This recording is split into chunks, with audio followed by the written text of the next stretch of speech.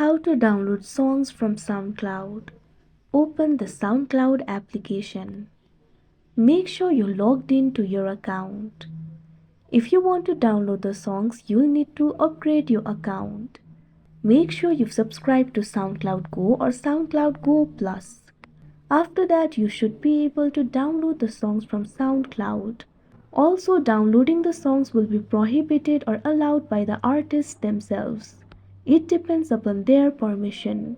So if you have the upgraded SoundCloud account, tap on the three dots right next to the song that you want to download. You can see various options over here.